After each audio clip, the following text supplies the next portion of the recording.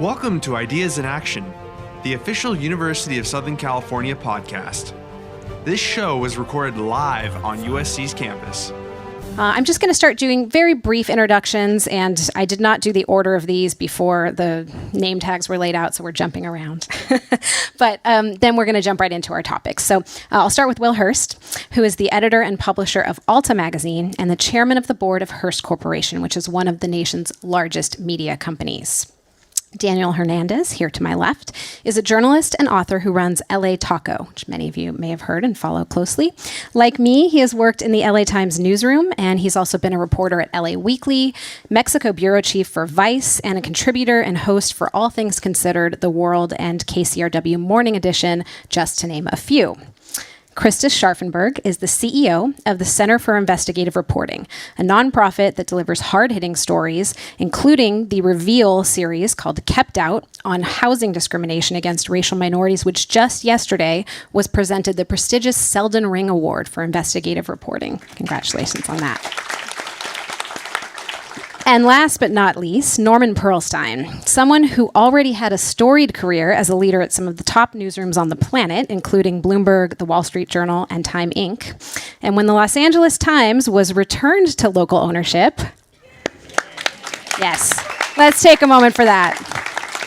Last summer, Patrick Soon-Shiong named Norm the executive editor, and the paper has a fancy new headquarters you might see if you're flying in from LAX as you land, and is hiring by the dozen and really has a new shine and a lot of energy. So congratulations on that. And I think just given the descriptions of all of us on the panel, not everyone actually prints. And that's fine, because I think we all value the written word in a certain way and understand how important that is to what we do, whether that is on a podcast or on a tweet or on the front page of the LA Times or driving live coverage of an important memorial for Nipsey Hussle this week.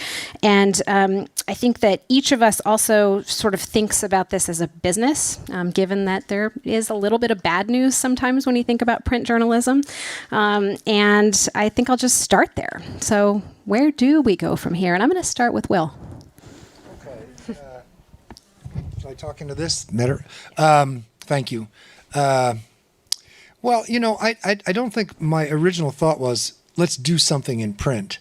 I think my thought was, there's an audience that I want to talk to. And so I sort of started this publication with the view that there's an audience that lives in the West, has kind of a Western experience, point of view, relationships. And I also felt that arts and culture has been undercovered in traditional media, that the internet is extremely good at covering politics, cable television, 24-hour cycle. And so I kind of melded the business plan and the medium. You know, but I don't like to think of us, I don't like to define us in terms of the McLuhan smokestack that we're in. I like to think of it in terms of the audience that we're talking to. But print worked well for that because arts and culture moves at a slightly slower pace. I wanted to distance myself from daily Trump news coverage and talk about things that were longer lasting. And in the West, arts and culture includes science, technology, and nature. And I remember interviewing David Brower many years ago, and he said Sierra Club books saved more land than my lobbying efforts, because when people saw the West, then they would think, okay, I'll save that. And so, you know, it sort of grew out of that. And then a sense that I'm a member of a generation. I'm a little older than I used to be, but the people that I grew up with are kind of after. My dad was a World War II person, and my generation is kind of the Beat generation up to the Facebook generation, and that there was a group of writers and artists and reporters and photographers, and that we ought to have a clubhouse of some kind. So Alta grew out of that inspiration more than my love of print. And what I've discovered is that if you don't let the internet define you, but you think of your audience, then there are things your audience wants on the internet. And so we have done podcasts and we have a website, but we do it sort of from audience out in the way they want to be reached rather than medium in. So I'll put everybody on the spot. How many of you are subscribers to the amazing LA Times? And make sure you are also, if you are not raising your hand, you have a digital subscription, which allows you to get so much of what the LA Times has to offer. And it also has a new podcast, which I'm enjoying my morning. So Norm, you're not just print, right? Say that. You're not just print. There's a lot more to it than the written word. I hope I'm not, because that's not a good thing to be. Actually, Patrick and I first met in 2013 when I was looking for a commerce play for In Style magazine. I'd heard about a guy who had an office off Cloverfield who was using smartphones to try to do shopping, and he'd built a pop-up supermarket. I only learned later that he had this day job trying to cure cancer, but he has had an interest in the future of media for a very long time, and that was sort of how we first started talking with each other. I think that what we have to be really is, I hate the buzzwords, but it really is platform agnostic, and I think you have to begin by asking, what does the brand, what do the words Los Angeles Times give you license to do? Where do you have the opportunity to be the best? Where do you have the opportunity to be competitive? And where can you use commoditized news and treat it that way? And I think if you think about your staff as a precious resource, then you'll want it focused on stories that people talk about, stories that break news. And that doesn't mean you wake up in the morning and say, I think I'll go break some news. That's not how journalism usually works. But it does mean that you put your energy into stories where you're actually adding value. And if you think about what the customer wants rather than what you have, you think about a whole range of subjects that I think are important for our audience that cut across categories like environment and immigration and education and healthcare and income inequality and business tech, but also the kinds of things that bring people to Los Angeles even as other people are leaving. And so if you think about inspiration, whether it's entertainment or food or sports or lifestyle or art, these are places where it's very exciting. And I think if you do all that, you'll find an audience in print, you'll find an audience in digital, you'll find an audience in events such as this one. It is fascinating to me that at a time when advertisers are leaving print in many places, and readers are questioning it, every time you want to do a profile of a major newsmaker, the first question that I get asked is this just going to go online or will it be in the paper? And that happens every time. I can't recall. I mean, it can be a 12-year-old who is a digital native, and that's going to be the question that will come. Yeah, you can. It's harder to frame something that's on the internet. Indeed. And Krista, let's talk about the model of Center for Investigative Reporting and maybe give us a little history for how it started and how it's evolved to really being, this enormous organization that has such far reach. Sure. So enormous. Not compared to some of the other outlets up here. So CIR was founded 42 years ago by a small group of investigative reporters who actually, the detailed history is they were working for Rolling Stone when it was on the West Coast, and it was being moved to New York, and they didn't want to move to New York, and so they started their own thing out of one of the founders' houses in Berkeley. And so the organization has really expanded and contracted a lot over its 42-year history. I've been there for more than 16 years now. It was tiny when I started. And I think with all of the disruption and turmoil in traditional newsrooms over the last decade or so, the need for CIR and organizations like ours has just grown exponentially. Investigative reporting is not a profit-making venture. It's incredibly inefficient. It takes an enormous amount of time and money to do it well. And so it really lends itself to the nonprofit model, I think. And we are also about reaching audiences where they are. We care very much about reaching people who are in influential positions, who can act on the reporting that we do, but also speaking to and reaching the people who are affected by the work that we do. So we have deployed all kinds of creative approaches to getting our work out there. We do traditional long-form text reporting, often in partnership with other news organizations, including Alta. We've had a long history off and on of working with the LA Times. We also have the Reveal public radio show and podcast, and we're moving more and more aggressively into documentary films and television as well. And we've done lots of kind of wackier experiments, like one-act plays that are based, completely factual, based on our reporting, spoken word poetry with young people based on our reporting, kind of every effort we can make to reach people who don't necessarily wake up in the morning and say, where am I going to get my investigative reporting this morning, but who we think need to see and understand the work. And I will just say one thing about the power of text and print reporting is that some of the other mediums we work in don't lend themselves to lots and lots of detail and data and documents. On the radio, you cannot jam, data point after data point into people's ears. They can't take it in. And the text reporting is really the one place we can lay out all of our findings, and it's what drives impact. It's critically important.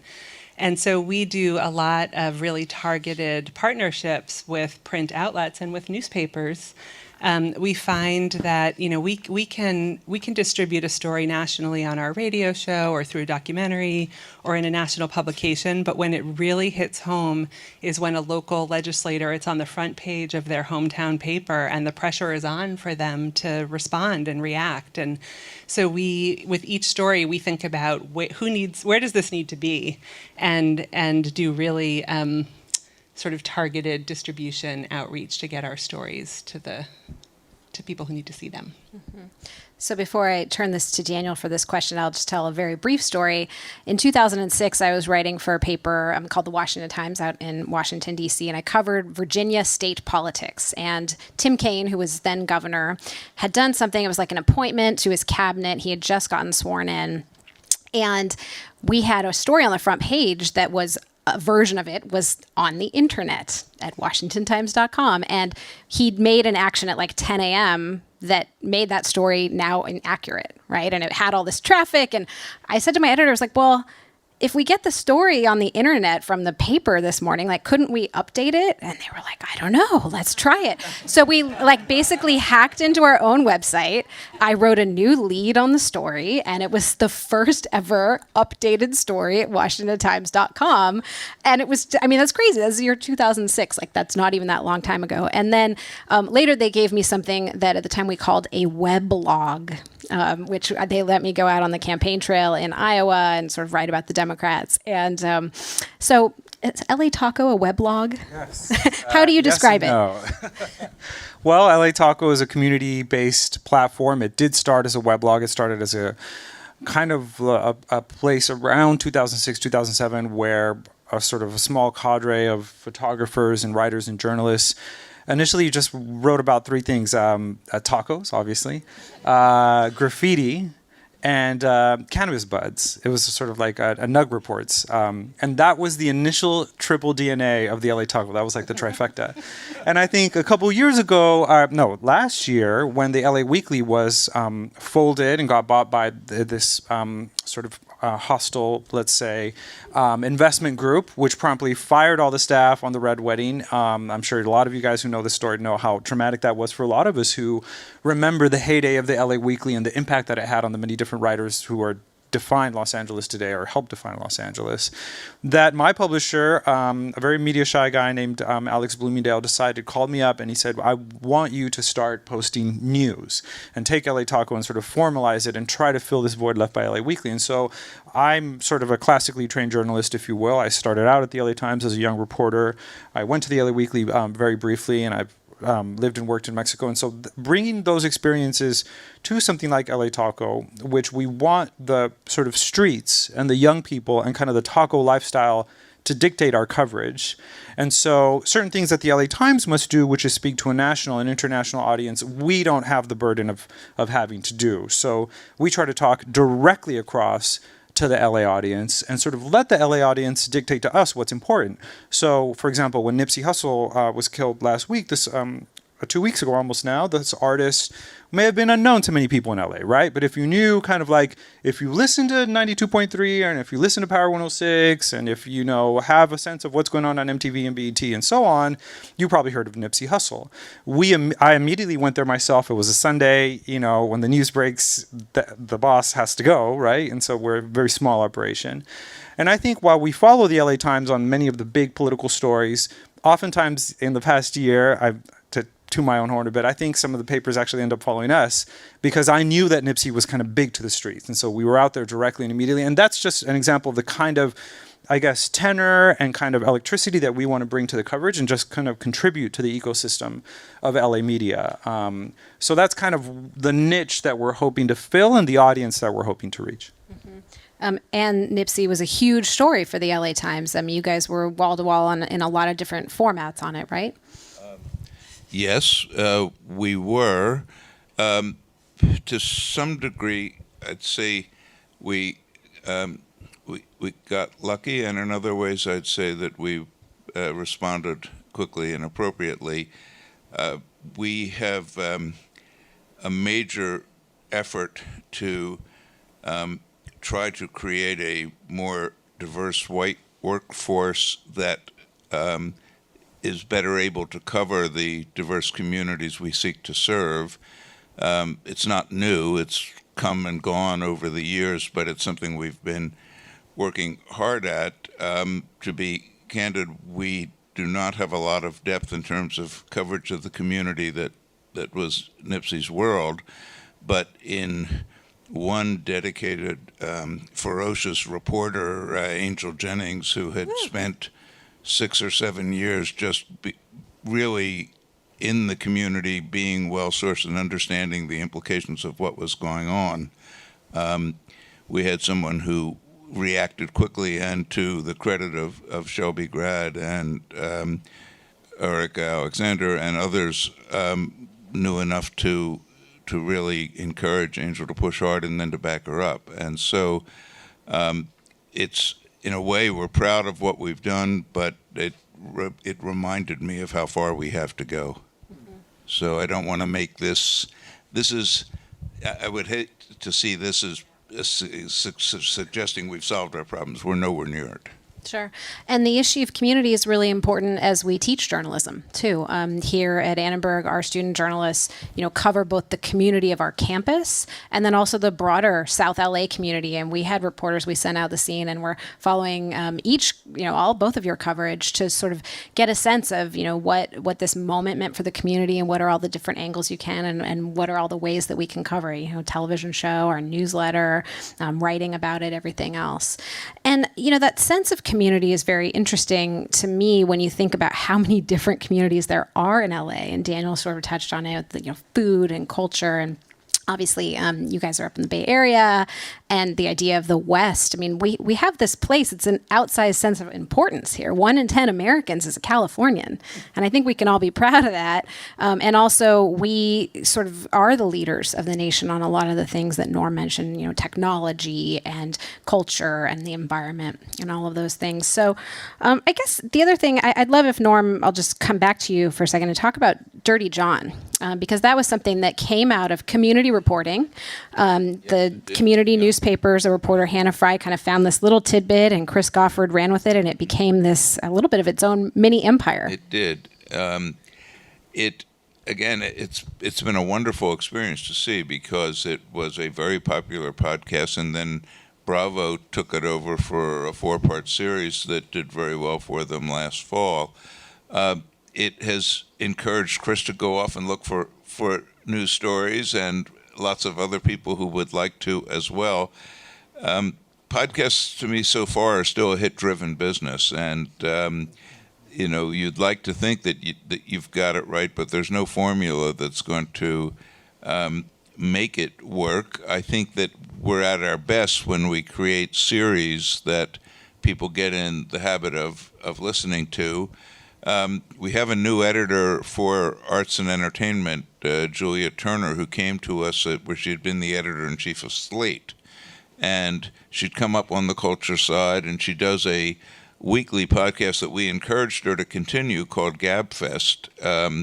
And it has shown, if you will, the kind of what happens when you create a habit with a podcast and can be quite successful. NPR, I'm told, expects to do $50 million in revenues from podcasts this in 2019. Now, they have a sort of a captive audience of people accustomed to listening to radio, but still, that suggests that it's an area of opportunity. But I think the Dirty John type phenomenon, I'd love to have 10 of them, but I'm not, I wouldn't bet my 401k on our ability to do it. So. I'll turn to Krista on that because you touched on Reveal in that podcast. Podcasts don't just make themselves. You can't just turn on the audio booth and start recording. It takes a lot of resources, right? Yes, I mentioned before that investigative reporting is inefficient and not profit-making. It's an enormous undertaking for us. Reveal is an hour of investigative storytelling every week. It's on about 495 public radio stations now, and the only reason why a small organization like ours was able to even think about doing this is because we had a partner who could get it onto public radio. We don't have the marketing resources really to create a podcast on our own and build the audience from the ground up. So we really have relied on public radio first and the podcast audience secondarily. So we've got about 20 people on that team. Many of our stories take, maybe 4 months at the least and a year at the most to produce. So it's just a constant churn filling the hour every week. But we have also found it just an enormously successful way to tell our stories. There's an intimacy to it that I think people are just so drawn to, and especially almost everything we do is dark and hard and frustrating or painful to listen to, frankly. We joke about there was one show where our uplifting story was about torture. That's what it's like over at CIR. But you can bring characters and humanity and voices to the storytelling that is just really different than any other medium, and I think that's a part of why people are so drawn to it, even for difficult and complex and long form storytelling. It works very well. And Will, you mentioned podcast. I'm sorry it's not in my podcast platform at the moment, but I will add it. Tell us about what you guys talk about. Well, we use podcasts as a way to sort of magnify what we're doing, and we think of it as kind of a radio model, a storytelling model, a theater model in some ways. But I wanted to go back and pick up on something that you were talking before about cultures and communities. The Hearst Company for many years has run a journalism contest for younger people, sort of just before they become professional journalists. So the Pulitzer is kind of as the award, the Oscars for journalism, but next week. But the Hearst Awards for seniors in high school who are going into a career. And I've been on that jury for a while, and the reason it's relevant, I think, to what you were asking was, once upon a time, the people who competed in that, there were print people, there were photography people, then there was kind of like a special category of kind of design, HTML people, kind of in the wake of USA Today. And what I've noticed over the years is the people who are really good at these skills and who want to be in journalism are kind of multi-athletes. So there's a whole generation of people that are much younger than I am that are interested in this craft and in this process, and they could end up working for you, or they could be CIR people, or they could be Alta people, or they could be LA Times people, but they are very, very talented and very passionate about journalism. And it used to be 20 years ago, you sort of felt that the parents of somebody that wanted to be a journalist were saying, oh, couldn't you have picked something a little more practical, investment banking? That never happens now, right? But now I think the kids are saying, don't worry about it. There's like a lot of opportunity. And sometimes these older news organizations, and I ran one in San Francisco, are difficult to change because the people are like tenured professors and it's difficult to make that change. But if you could wave a magic wand and bring this younger generation into the business earlier, sooner, give them responsibility sooner, you could remake journalism in a handful of years. Hear, hear. I like the sound of that. Now, and Daniel, kind of hold this up for a second, because you've gone the opposite route. We do have some print here. There is a book. Yes. Talk about that. This is the LA Taco 2018 yearbook. It's a little scruffed. It's a copy. Looks like print. It does. And going on to what we said earlier, well, okay, thank you. And so it's basically a reprint of some of the stuff that started on digital, on the website. So over the course of the year, thank you, obviously, the good, wonderful birria taco shot here. So a bit of a food guide, but also reprints, sort of marking the stories that mark the year. And I think a lot of sort of, and then also original artwork. This one's called Homage to the Squad, sort of subcultural representation. This, thank you, and this goes to, if you want to take a stream at it, this goes to our members. So right now, there's a crisis in media, right? We're trying to figure out how to make news profitable, make it a business. Right now, we're basically burning money as we build a proper runway for the brand and to build our audience and a distribution. We're very much in a startup model. But we feel that our audience really does want to hold something and keep something, and it kind of binds our readers a little bit more. And they're very kind of colloquial things. It's like the day Snoop Dogg got his star on the Hollywood Walk of Fame. That happened in 2018, and it might not have been sort of the election, but it was something that sort of for Angelenos, if you yank this out of your bookshelf in 10 years, you will remember maybe the day that, Snoop Dogg got his Walk of Fame, or the day that there was the mass burial for 1,000 and some odd people from the LA County Coroner's Office who are never claimed and who are killed, and who are found dead and who are processed obviously by the medical examiner's office, and have those kinds of small sort of snapshots of LA life we try to put into our yearbook. We are also doing a podcast, and we're also trying to build an audience, so we are kind of in that platform agnostic kind of mindset. But at the end of the day, we do feel that LA people sort of need and deserve something to sort of hold and to touch, and as you mentioned way earlier, people, whether it's a taco truck or whether it's a Fortune 500 CEO, everyone wants that framed clip of newsprint or whatever it is. It's when it really feels real. And so I think a lot of digital native young journalists, and so people want that kind of reinforcement of the tactile. But when we're looking at some of the standards that we're trying to leave to the next generation of journalists, I'm so grateful to have grown up in print, because print is print. It goes to everyone's doorstep the next day. If it's not perfect, then you're in trouble. You lose a little bit. You chip a little bit at your legitimacy. So I'm trying to encourage, in many of our young journalists, read your draft 4 times. Do one read just for 40 facts. times. You know what I'm saying? Or whatever it is. Read just to make sure your names are spelled. And even if you've typed a name 8 times, check it once more, check it twice a week to make sure the name didn't change. You know what I'm saying? And I'm trying to encourage these kinds of standards that I learned as a print reader and as a print reporter in the digital kind of journalist, because I do have concerns sometimes about the young kids coming up who are not fully sort of have these ideas and these notions and these standards drilled into their brains properly. It's like the perfect transition for my next question. Thank you. I will point out, I forgot to mention in your bio that LA Magazine named you guys the future of alternative journalism in Los Angeles, which is cool. Very modestly approve that. Thank you. But I think that does get it. Here we talk a lot about what does it mean to provide a journalism education. And not everyone that gets a degree in journalism is going to go on and be a journalist. But, sort of starting with that basic finding and verifying information, and then becoming a strong writer, which is something you can continue to do until the day you die. All of us will improve our writing. We've done it in varying forms. And, same with students who are just starting out. Like every day they get better and they kind of learn little techniques. But the sort of finding and verifying information, curiosity, some of those things are like a little inherent in your gut. And so as a teacher, you really think about how do you find that, spark it, and continue to get people to dig and learn more and research and get a lot of strong foundations in things, because then that builds to the great journalism no matter what the platform is.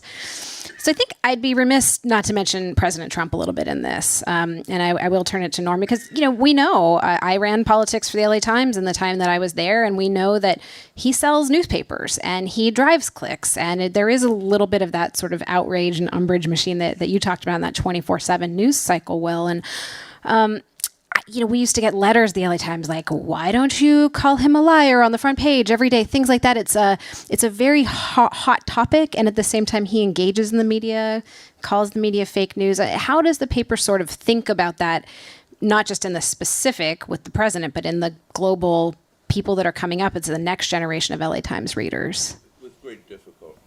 With great difficulty. His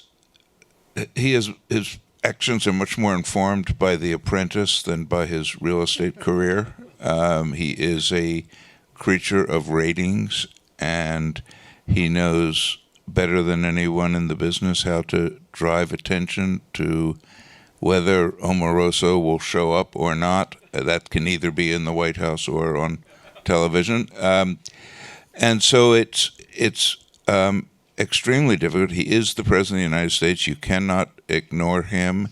And yet, at the same time, you also have to recognize when you're being played. And so I've contemplated things that I haven't done, like just having a box on the front page every day called pending verification that just sort of published these things. I think it's probably wrong, but the one thing that I think we also have to be to recognize and be mindful of, especially in a state that is so identified with progressive issues and with people holding elective offices to come from that, more people voted for Donald Trump in California than any other state in 2016, and that is often forgotten because of just of our size. He still lost badly, but we have to recognize that we should not in any way take for granted, if you will, the journalist's response to all this. And so I think it is up to us, even as we try to hold him accountable, that we understand the forces that he has tapped into and the beliefs that he's tapped into, and a failure to do that and do it seriously, I think, is dangerous for us. I do think that from a journalistic point of view, 2020 and the March 3rd primary, which comes early this year. I believe it's 328 days away. 328 days. But that this is an extraordinary opportunity for writing about issues that are important to California and to the nation with a California perspective. I think it's the way that we certainly plan to cover those next 328 days. So it's the great election, I think, of where Larry O'Donnell has written a book about 1968 that he thinks was the great election of the 20th century. Here we're very early in, but this one I think is more important. Yeah, no, absolutely. And a little plug for some of the other LA Times journalists who are going to be on panels over the next 36 hours. There's a lot looking at that. And also, fun fact, the Iowa caucuses are held the same day you will start getting your absentee ballots in the mail for that March 3rd election. Any of you want to weigh in on Trump and sort of this era of being called fake news? Well, I'll just say this. I agree with what Norm is saying. I think that's what the LA Times should do. That's what television should do. That's what immediate internet news should do. I have no interest in doing that. I'm writing about things that are sort of, I tell people the Alta is about the past and the future, but not about the present. And it's not because that's uninteresting, because my wife and I leave that thing on all day long and we're listening to it like continuous feed. But I just don't see any way to add to that. I think there are larger, more professional organizations that can do that kind of reporting. And I have my own sort of rating system about what I watch and what I believe and don't believe. The LA Times would be in the I believe it category and some others less so. But I just don't think for what I'm trying to do, we can add anything. So I try to write about things that last longer, that come out of history, that go into the future, try longer form writing as opposed to immediate, quick sort of stuff. And so I think Trump is interesting, but but for me and for Alta, he doesn't exist. We are in LA. That's radical. And San Francisco.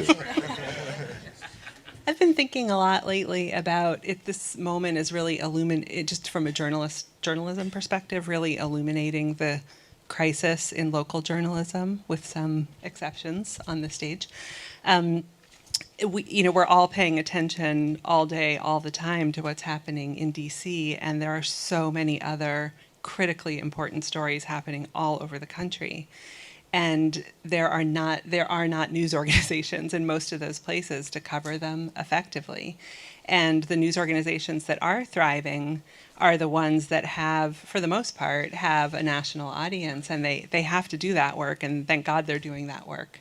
But I think it shows us how much the kind of fabric, the part of the fabric of democracy that is local journalism has eroded, and we're paying the price for it now, and we should have seen it coming a long time ago. And I don't think anyone really knows what the road back is now to rebuild in local communities. Well, do you mind if I jump in? I agree that you're right about certainly traditional local publications. What is interesting to me has been the not-for-profit model that has grown up across the country, and some of it is geographic, some of it is subject specific. I think all of it would. One of the things I'm looking at is ways in which we could cooperate to help some of these services find an audience. I've been very involved with a group called Inside Climate News for the last few years, which has 15 reporters, won a Pulitzer in 2013, was a finalist for public service in 2016, and cannot find an audience. And so I think if there are ways that, and I can give you 10 other names like that, you look at some terrific journalism, what's going on at Kaiser Health News, where a number of former Los Angeles Times reporters ended up, is turning out, it's got a staff of about 24 people doing more on health news than I think any traditional publication around. And so I think sometimes you're right that local government is getting a pass. That's for sure. We have 88 municipalities in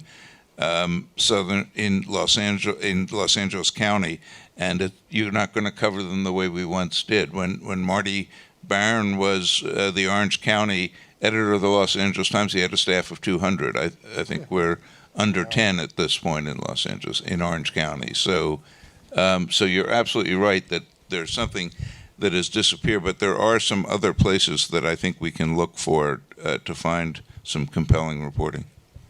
Can I just one thing, and then can hand it over to you. But as someone who runs a nonprofit, I completely agree. When I started at CIR, there was honestly maybe 3 in the country, and there's over 200 now. But I will tell you, raising the money every year is a slog. And there are countless nonprofits that have started that, are either still struggling with 2 or 3 staffers or have gone out of business. And so there's also a huge job that needs to be done in the philanthropic world to educate. And it's happening, but it's not up to the challenge quite yet. But I would agree from a nonprofit that it's a part of the answer going forward. Daniel? Oh, I just want to add, LA Taco is a Trump-free zone. If you need a respite in your media diet, but we have the luxury. Obviously, Norm and the LA Times cannot be. We have to cover. Obviously, someone has to cover DC, and everyone does. But tacos are such a comfort food. They're such a binding, unifying thing for Los Angeles.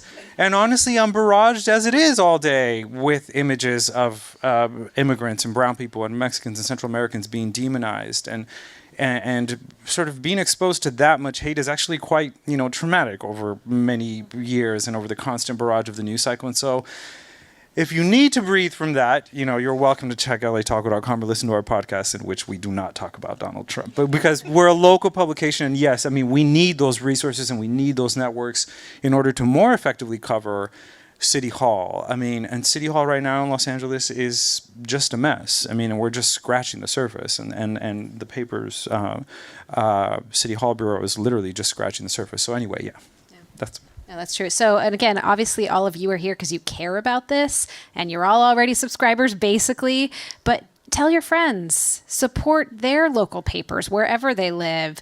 Click, share, listen. All these things are very, very important. And I'll just give a plug for another organization. I'm a judge with Report for America, which is sort of like Teach for America. They're building up a reporting corps in a lot of places where there are news deserts, states with one newspaper or an area of coverage that hasn't had a reporter looking at it in years, that type of a thing. So these are things you can support if you care about it, in addition to reading. So we're going to turn to the audience questions. But before that, I'm just going to give really quick, if you had, one bit of advice to give to the next generation of journalists, some of whom are in the room here, and also who I interact with regularly and maybe are a little panicked about graduating. Just, something either you would tell your 22-year-old self or something you look for when you're hiring. If each of you could talk about that, that'd be great. Just get a good editor. Just get a good editor and be open to edits, and never let your dark and stormy early 20s prevent you from being open to good edits. Hear, hear. Norm touched on this a little bit, but I think essential to the future of healthy journalism is far more diversity at every level in journalism. And so I think especially if you are a young woman or a young person of color, be extremely forceful about bringing your perspective and your life experience to your work. I know it's hard when you're up against people who maybe don't see it, but I think it's critical to rebuilding trust among the public and the audience in journalism, that they see themselves reflected in it. Yeah, my experience is when people are natural-born writers, they are compelled to write. It's like breathing. They can't not do it. Similarly with photographers. So I think for young people that feel that kind of passion, call me. I'm definitely interested in hearing what you're doing. I believe that I was worked for Jan Wenner for many years, and he had the ability to give people a chance to have senior management responsibility and senior front page visibility long before other publications would let them do it. And so as a consequence, he was kind of a farm team for a lot of American journalism. So I would agree with what Daniel said. Find a mentor, find someone who's a good editor, find someone, if you're a young athlete, you look for a coach. So if you're one of these people that just can't help but write and report and want to get at the truth, find the coach, find the editor that will do it. And then call me because I'm interested in hiring you.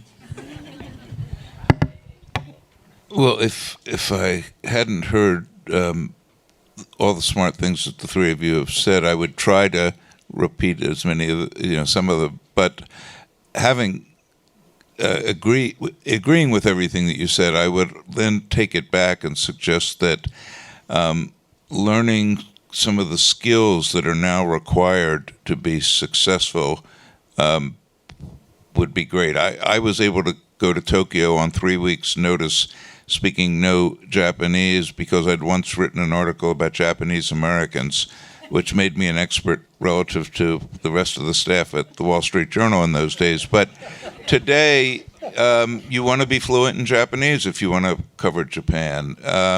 If you are thinking about being a visual journalist, you need to understand still photography, you need to understand video, you need to know how to cut tape, you need to know a whole bunch of things that never seemed like they were important for journalism. And so if we're thinking about the future of storytelling and we want it to be multi-platform and so forth, then get the skill sets needed to do that kind of work.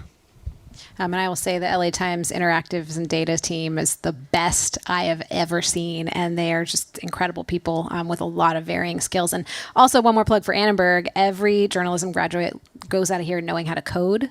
They know how to shoot and edit video. They know how to write. All these things are super important. My brief little bit of advice I got from two other people. Sam Donaldson once told me, get a good liberal arts education, start small and get to know everything about the community and work twice as hard as everybody else. And I always took that to heart. And I think it's good advice for anyone. And then Ray Suarez, I met him almost 20 years ago now. And he told me, you've got to learn how to do everything. I'm on the radio, I write, I'm on television, you have to do it all. And that's, exactly now still the advice. And I'll just add to that, don't be afraid to take risks.